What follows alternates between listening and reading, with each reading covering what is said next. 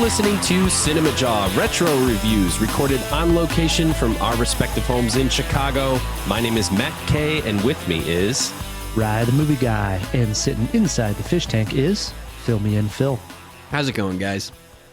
This week on Cinemajaw, Matt, as you mentioned, it's a retro review episode, and we recently, and I'm speaking December, celebrated Gary Oldman, and this month of January, we're celebrating Denzel Washington. Mm-hmm. So we picked the movie for our retro review to be The Book of Eli.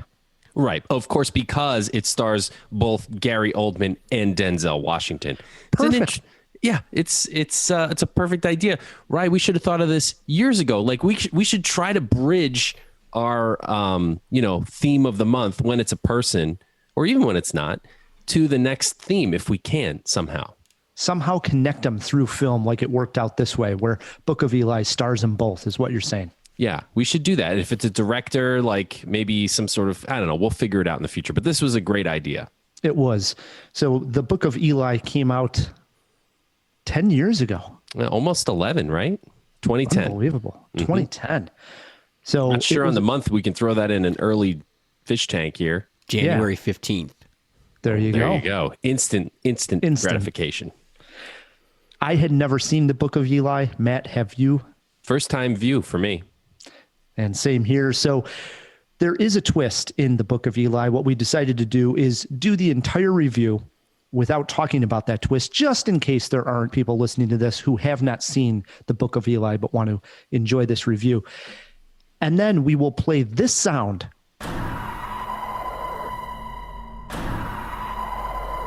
That sound will be heard at the end of the podcast. Once that comes on, we are going into spoiler lounge territory, and we will then discuss the twist into detail and how it worked for us. That, again, will come on at the very end of this review. Another thing we should do more often. All right, folks, here we go. In 2010, the Hughes brothers, along with screenwriter Gary Whitta, who also penned Rogue One, gave us Denzel Washington, Gary Oldman, Mila Kunis, post-apocalyptic cannibals versus Christians adventure western, where all the characters dress like they fell asleep on the set of a ministry video from 1995 called The Book of Eli. I mean, if that doesn't perk your ears up, I don't know what will. Ryan and I took a look back on this book to see if it was worth the travel to save it or if it's just best forgotten. This little town, just the beginning. All we need is that book. He's different than the others. You're not going to be able to make him do what you want him to do. This is your last chance. Give it up or I swear I'll bury you. I don't want any trouble. That's too bad. Nobody touches it but me, you understand me? I love this guy. Shoot him, please.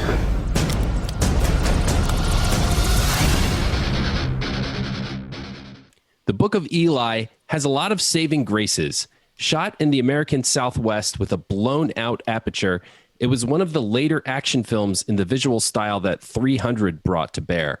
And I do have to tip the hat here. It looks amazing. What CG is used to create the post-apocalyptic wasteland, including destroyed bridges and landmarks that clearly were not practical effects, are done pretty seamlessly. For a nearly 11-year-old movie, the effects and the look hold up just fine. The wardrobe, not so much. So tired of the post-apocalyptic wardrobe department. Let's try something new, gang, huh? I'm just not sure what about nuclear war that makes us all want to dress like we're going to a Korn concert straight from the steampunk convention. Nothing against Korn here, I'm just saying. Let's try a different look. There are several noteworthy actors here with Oldman, Washington, and I'll even give the nod to Kunis. The latter, however, gets a pretty typical one-dimensional character that serves no purpose other than to potentially help the film appeal to a certain crowd, and the film would have been exactly the same without Mila, I hate to say, but she was serviceable with what she got. Oldman is probably the best here, as he is in his natural habitat of playing the heel, and with Carnegie, his character, he makes a good villain. Eli himself, played by Denzel, is a stoic Christian soldier. I heard he studied with a student of Bruce Lee to train for some of the fight scenes, to which I say, Why? They were all shot in silhouette with a stunt double anyway. Where the Book of Eli fails the most is the entire premise. I have to say, they failed at this idea. It's pretty farcical, too easy to poke holes in, and a little preachy. And just wasn't that interesting. I was much more interested in the characters than their goals, which is to say a lot in a MacGuffin-driven adventure story. There is a twist ending that almost makes me want to go back and watch it again to look for clues. But honestly, I'd probably spend that time better elsewhere. Ryan, what did you think? Well, Matt, perhaps it was the fact that we just finished up the year, which meant I was watching a ton of year-end screeners, and many, if not all of those films, were dealing with deep, difficult, and sad subject matters. But I dug the Book of Eli. I was hooked right from the opening scene. More on that in a minute. The presentation of the film, which we'll talk about a little bit more as well, was brilliant. I also found it refreshing to have an action sci-fi film in which the main villain was not trying to blow up the world, or in this case, what's left of the world. Denzel's subtle performance works perfectly here, as does Oldman's hammy villain. I skipped over the Book of Eli for years, and I'm glad I finally gave it a spin. I would overall recommend this one, but it definitely has its issues. And you touched on one of the big ones right away, and that is the entire premise for the movie. And that is this idea that they are looking for a book. The book is the Bible. We can say that. That's not a spoiler. That is not the twist here.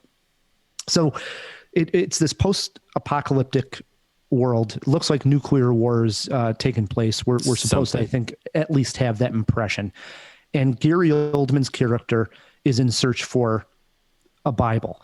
And they do set up the idea that it was something to do with religion had led us to the war. And because of that, Did they set that up? And they set something, a line of dialogue where that's why they went around trying to find the books and to burn all the Bibles.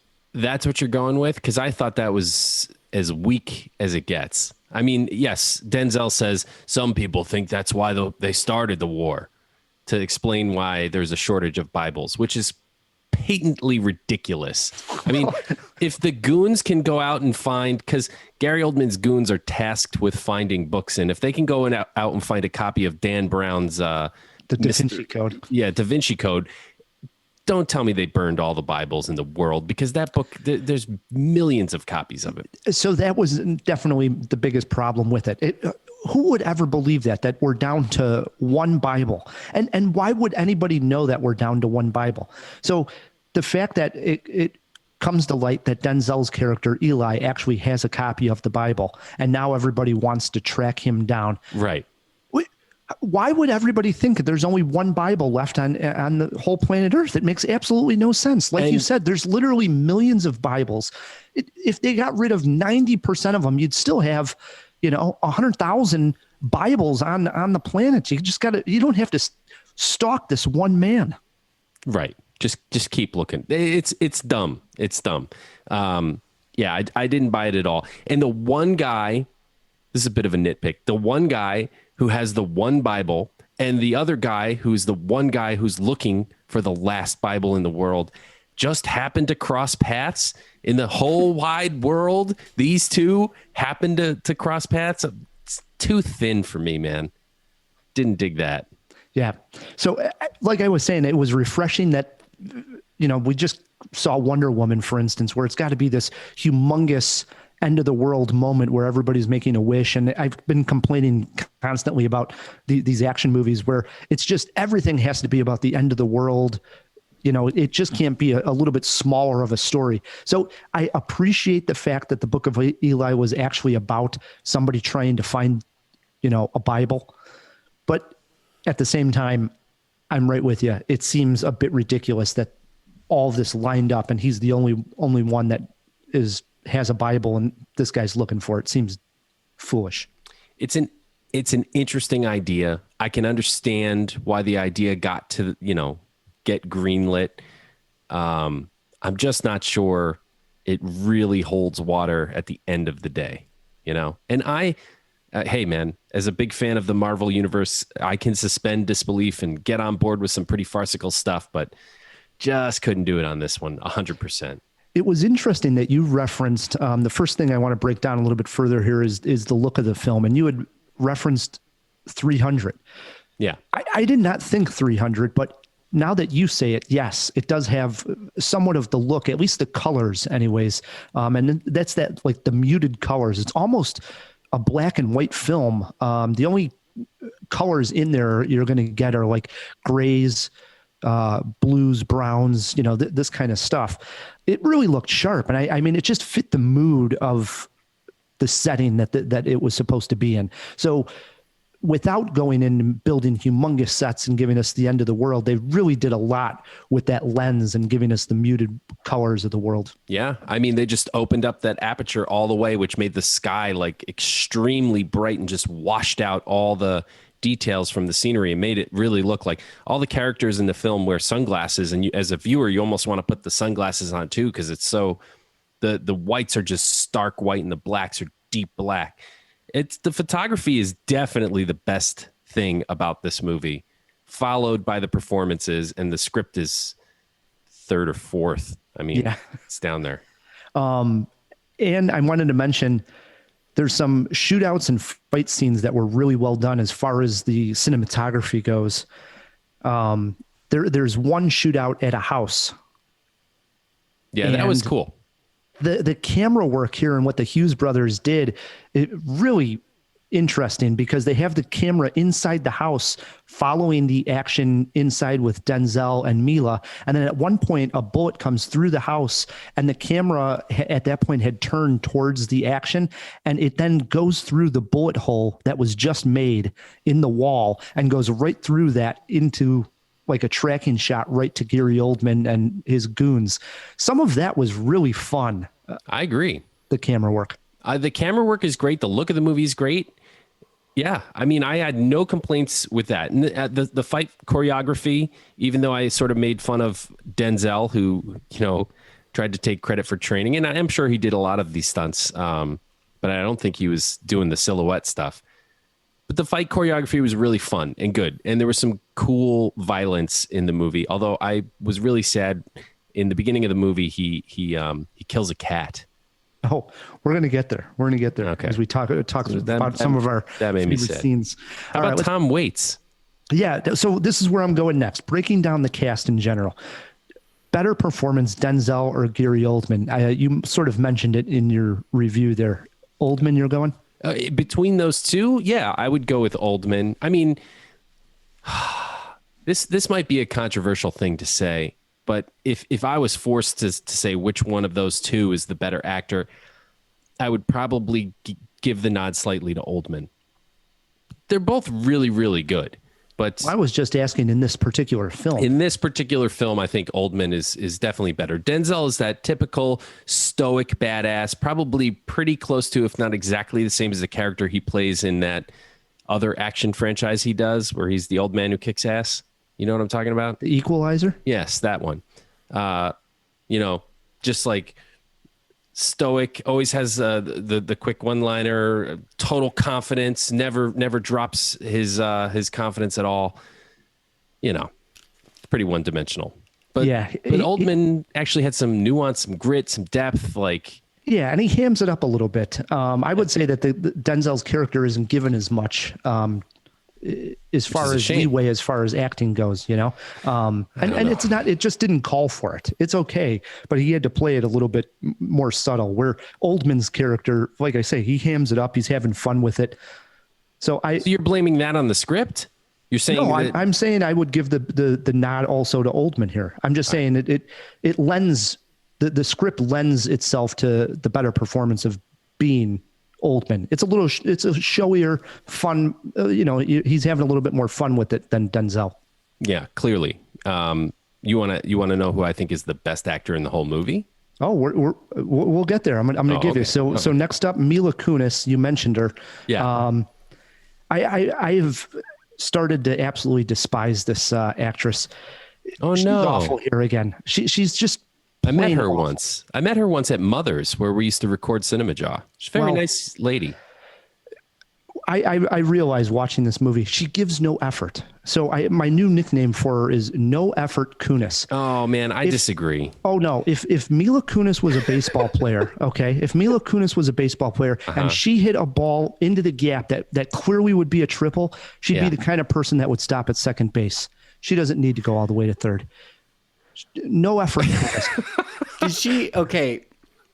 Wow. But did she put in more effort than you put into that name? No, not at all. There is a certain poetic irony there. There is. That's well. Phil, I thought about that nickname for a long time. It took me 2 hours, but I got No Effort Kunis.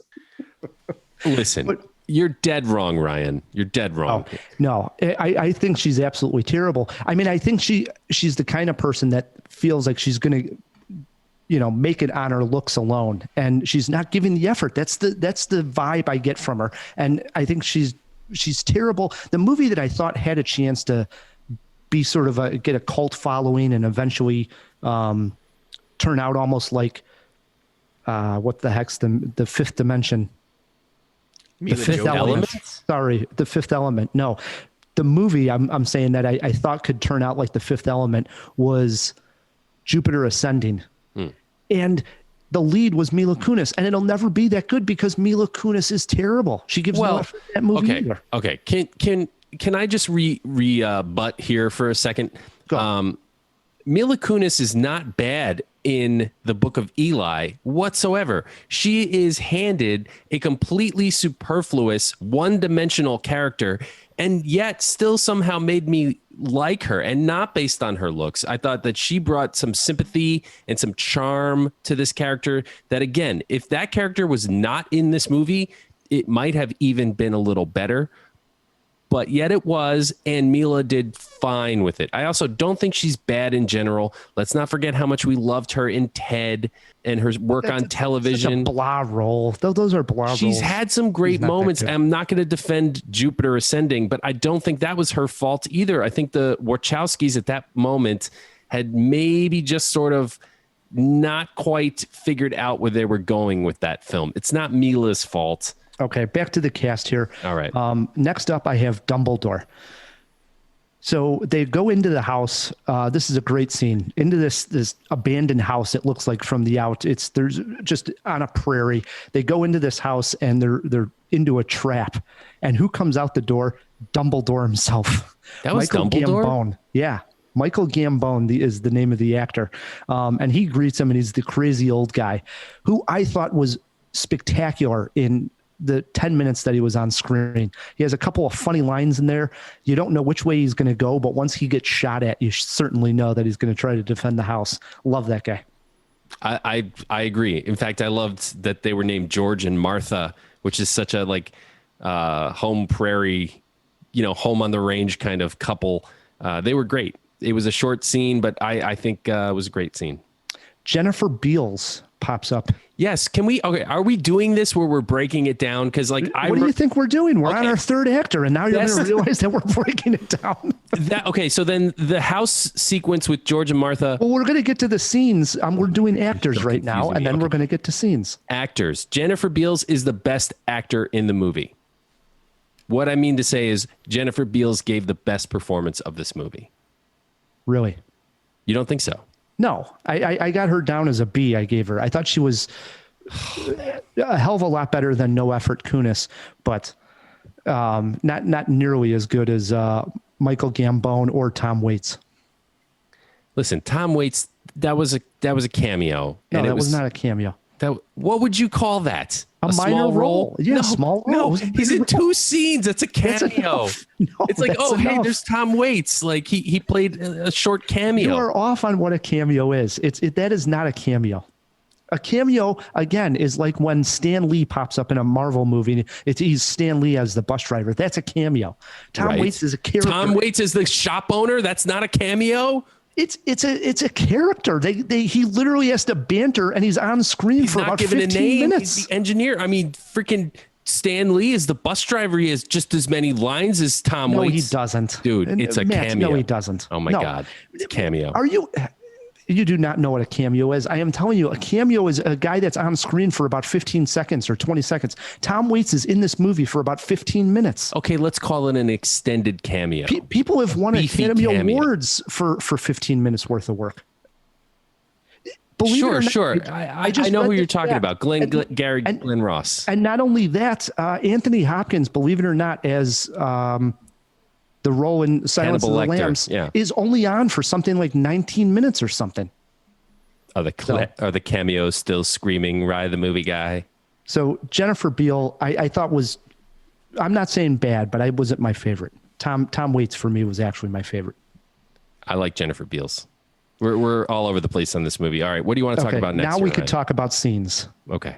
Thank goodness. My favorite scene actually is the opening of the movie with this hairless cat that is in the woods, because it sets the tone of the entire world.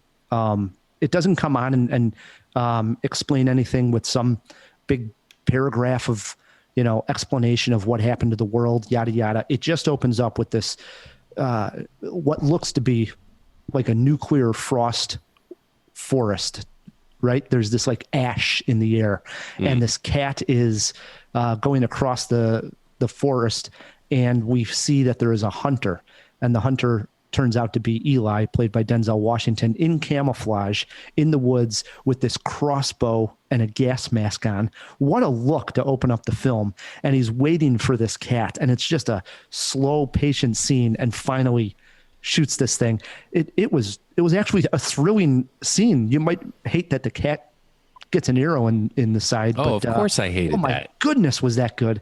It was a good scene. Yeah. I mean, I agree with you in terms of setting the tone for the film.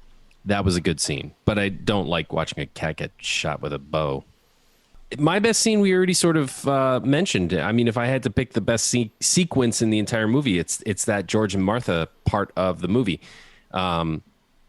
The whole interaction with George and Martha, the trap, and then there is a large action set piece that happens in this little prairie house that I'm not spoiling anything. That's right in the trailer.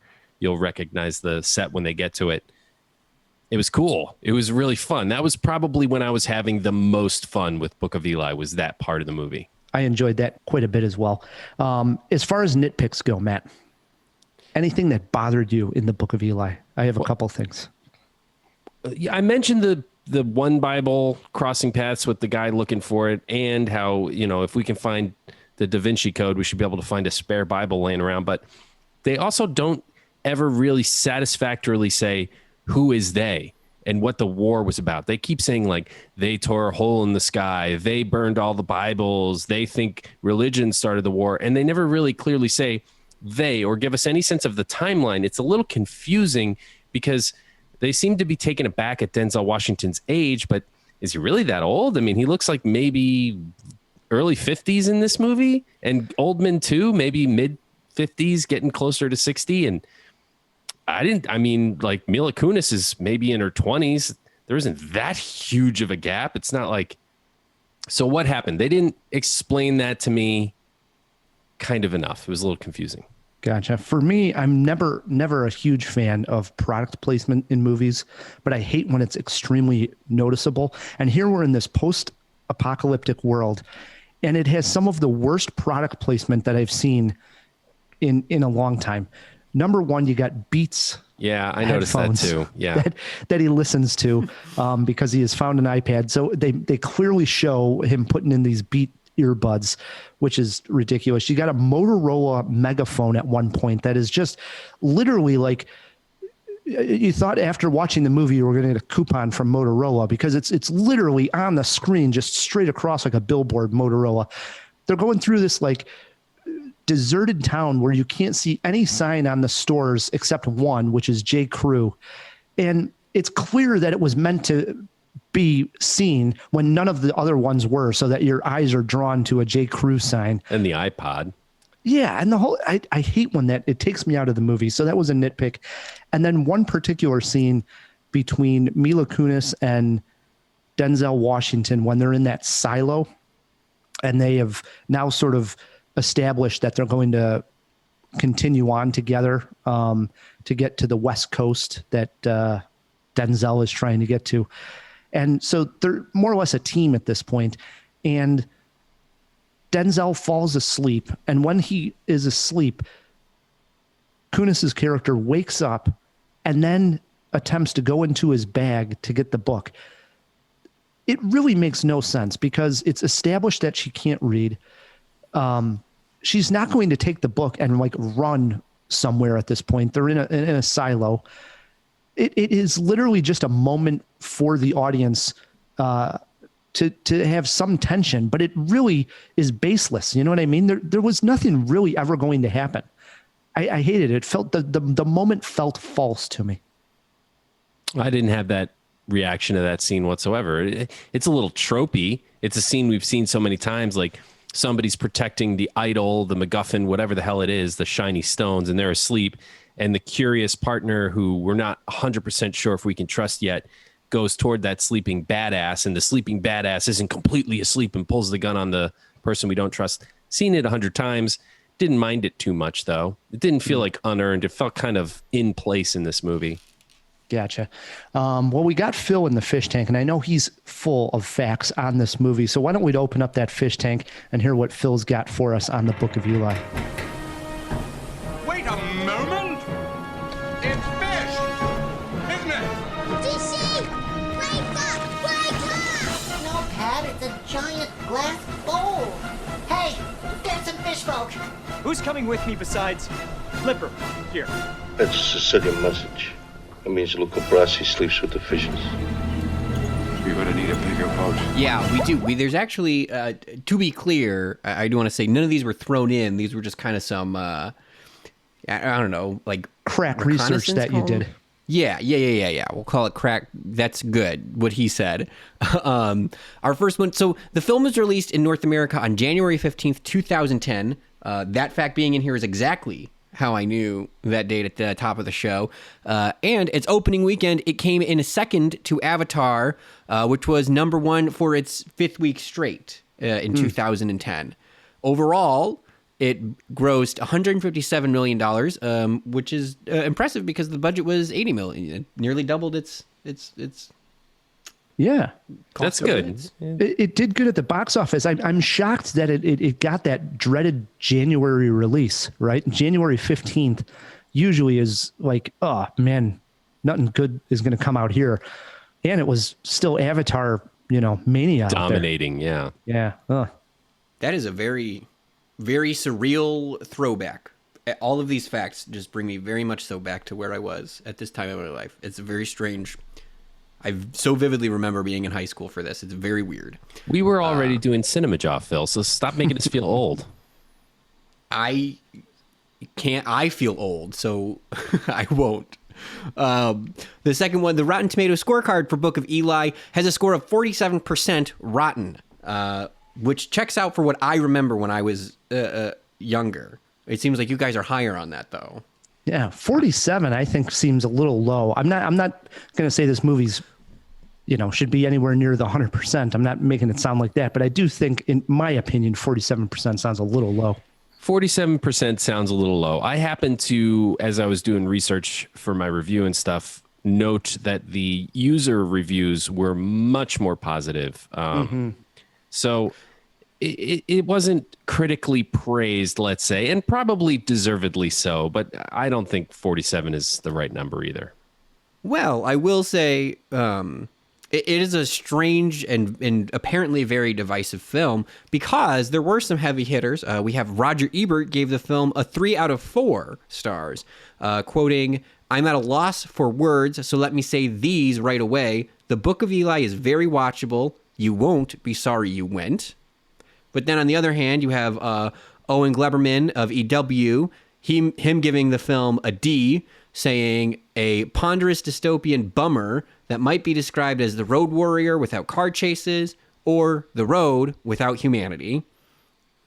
Then, to make things even more confusing, Richard Roper gave the film 3.5 out of 4, calling it bold and innovative, spiritually challenging, and some heads get chopped off.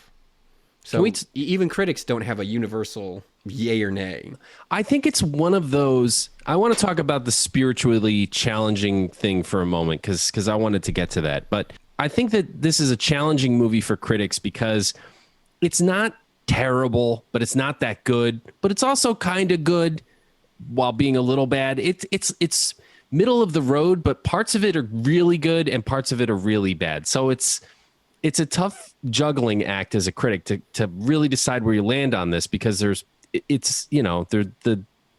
parts of the movie almost need to be judged separately, if that makes sense. I also wanted to talk about what Richard Roper said about this movie being spiritually challenging, because I found it to be a bit of a letdown in that department, because obviously this movie comes forth with an intention, being that it is about the last Bible, right? And then we find out that the character who is the custodian of this Bible, it's Shepherd, if you will, which obviously the shadow of death thing comes up in the movie, and it was very, very much on Front Street, is a devout Christian, right? And what I don't like is, of course, any devout Christian who's carrying the last Bible through a wasteland is going to have faith and belief in the stuff. But the movie sort of affirms that his position on certain things are correct. And I don't like that. I really wish, if it's a movie about faith, you can't give the answers. You got to leave it up to faith, right? And True. That bothers me. That bothers me so much that somebody would suppose the answers and put them in a movie. Boo. Yeah, I to be honest, I don't know if subconsciously or consciously I somewhat stayed away from the movie because I thought it was going to be preachy. It is a little.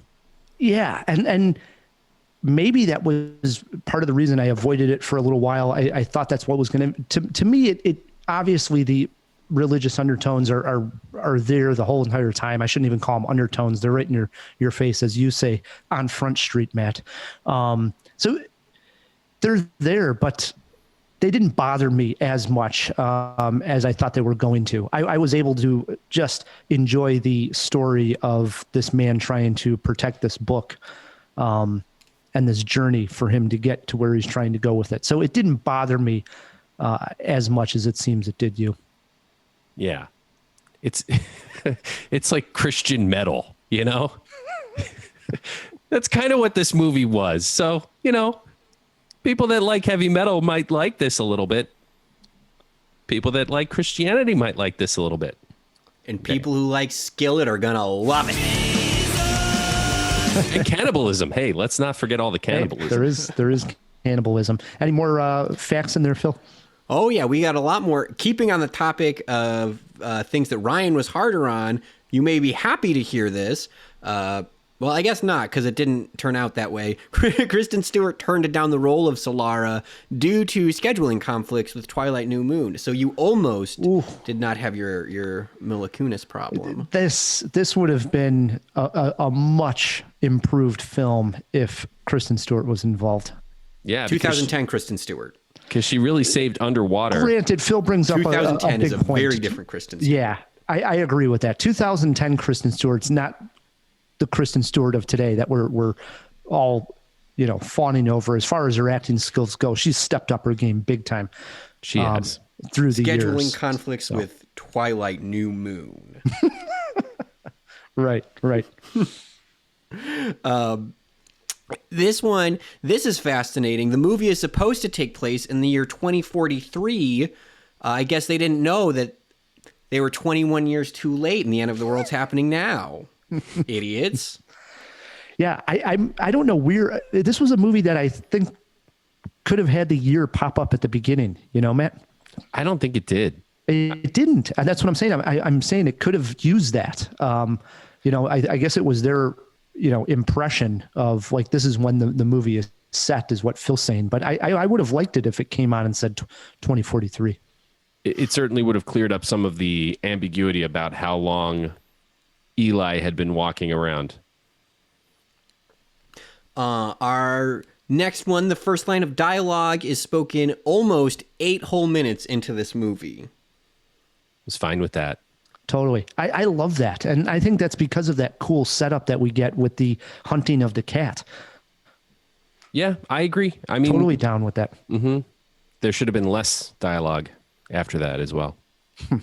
I think this is an interesting fact. I wish more movies had this information readily available, because I also don't know how abnormal that is. Well, it's Gary Oldman and Denzel Washington. They're going to do a lot of press on the movie and write all these facts and stuff. Right. Speaking of, our last fact of the day, this film is the only collaboration between those two. The only time we'll see Denzel Washington and Gary Oldman in the same room. Wow. Other than the Oscars. Well, hopefully they collaborate again. You know, I thought they played fairly well off each other. It was good. I like both of them. You got a movie poster quote for us, Matt? Yeah, here's my quote. The Book of Eli holds up visually remarkably well, but is just as dumb as you might remember. Tough crowd. I went with come see an entertaining dystopian film with a twist. Big emphasis on the C. Yeah, I like what you did there. How about a movie pairing? You got a movie pairing for us? I do. Pair with the Book of Eli.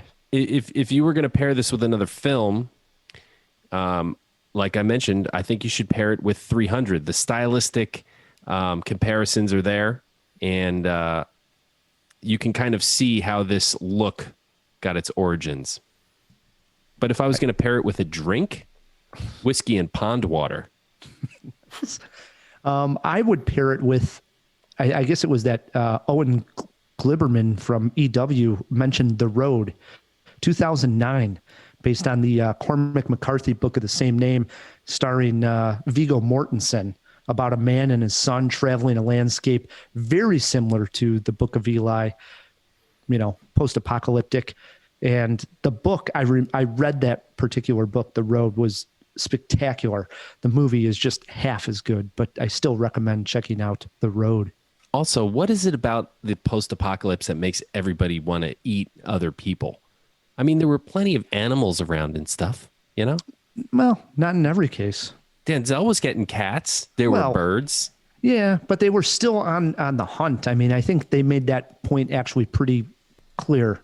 That, like, when he shot down the bird, for instance, was a big moment, you know? Like, what's that sound? It wasn't like, you know, they see birds all the time. So you hear a bird, hey, let's try to kill this bird. So it was still a distinct moment of like, hey, there's finally an animal around. I guess.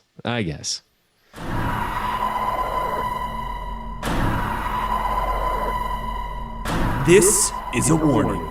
You have entered the Cinemajaw Spoiler Lounge. Plot details, character deaths, twist endings, and everything in between will be discussed. Only continue forward if you have seen the movie in discussion, or do not care if something is spoiled for you. Again, this is a warning. All right. There it is. There's that spoiler sound. So we're going into the spoiler lounge here at the end of the review. Again, if you haven't seen it, we're about to spoil. We warned them, Rye. They're still here. So the big twist is that Denzel's character, Eli, is blind the entire movie. After seeing all of this action that Eli has done, the many men that he has killed, both by arrow, gun, sword, it turns out that he's blind. Was it a shock to you, Matt, and did you believe the twist? Well, like I mentioned in my review, it almost made me want to go back and look at all the clues, but then I was like, hey, okay.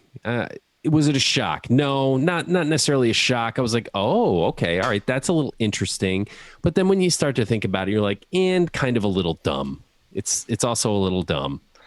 I liked it, but it wasn't the kind of twist where it's like, oh my God, it changes the entire movie. It's more like what you're saying is I did want to see some of the action sequences and some of the scenes to see if it made sense that he was blind. And it does, I think.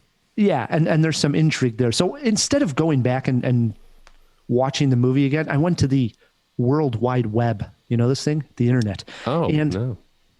There's a whole write-up on the fact that, you go back and you watch it a second time knowing that he's blind, does it actually work? And most people do say that, yeah, there's plenty of clues actually that show you that you should be on to it. And I think for me, I wasn't stunned. It sort of was like, oh, yeah, I guess that sort of makes sense, because obviously the whole time he's very keen on like listening to everything, smelling everything. Like he's using those senses way more. And they make a point to show that. The scene that I think was sort of tipping the hat, that when you look back on it, actually involves Jennifer Beals' character when she goes to the bedroom to give Denzel Washington dinner.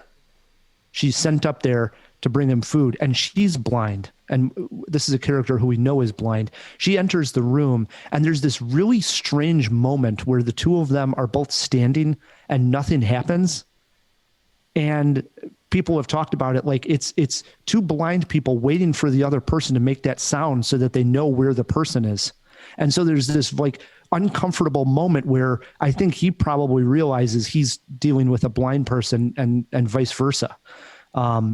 Because there's that, that sixth sense that they would realize how the person is acting, that would almost tip it off that the person is blind. And they did play up that moment. Me just describing it to you, do you recall the moment where she brings them the food and there's that sort of awkward pause? I completely remember the moment. I agree. I don't think that's what kind of tipped it off for me. It was more of the shootout where there's a character standing with his gun drawn and he's facing that direction and does nothing to defend himself or even like acknowledge that there's a man standing there with a gun pointed at him. One could assume at that point in the movie that it's his blind faith. I didn't even think of that. That it's his devotion, his faith, that he just feels so protected that he's not worried about it. But then you after the twist is revealed, realize that he was shooting at the sound of the gunshots. Right. So, was pretty neat. It was pretty neat. And the way he hunted and everything else. Yeah, I dug it. I enjoyed the twist because it made me almost want to go back and watch this movie again. There you go. So it added a little something. I agree. So let's wrap this thing up. How many Jaws here, Matt K? I give this 2 Jaws. It's right in the middle for me. I didn't love it. I didn't hate it. It was fine. I'm going, believe it or not, 3 Jaws for the Book of Eli. Wow. 3 Jaws. Man, I think this just reached you at a good time, Ryan. I don't think this is a 3 jar. There's no doubt that it may have. Like I said, I as soon as it started, I knew I was going to like this movie. And a lot of times I'll pause a movie to get a glass of water. I sat there glued to the screen the entire time, never got up, watched the entire film. And I stopped it and I thought, boy, I enjoyed the hell out of that movie. So, well, yeah, Lord knows we've needed some. Yeah. We've needed distractions lately. So I understand. Totally. So it is Denzel Washington month. And even more importantly, next week on the show, our 500th episode, Matt. I know. Big milestone, man. I'm stoked. Can't wait. Big surprise for the Jawheads coming on our 500th. It's going to be fun. Looking forward to it. All right, Matt, let's blow out of here. First off, we got to thank our Patreons. Yeah, thanks to everybody who supports the show on Patreon. We can't do this without you. We love you guys. Really appreciate everything. If you want to get in on this, we're dropping cool stuff all year. Go to cinemajaw.com/Patreon for access to our bonus content. We also got to thank our editor, our producer, Filmy and Phil. Always great to come on. Matt. Yeah. This is always fun. Until next week, I'm Ryan the Movie Guy. I'm Matt K. And keep on jawing about the movies.